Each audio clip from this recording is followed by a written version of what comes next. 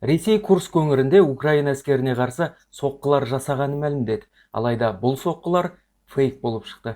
Түсіндірейін.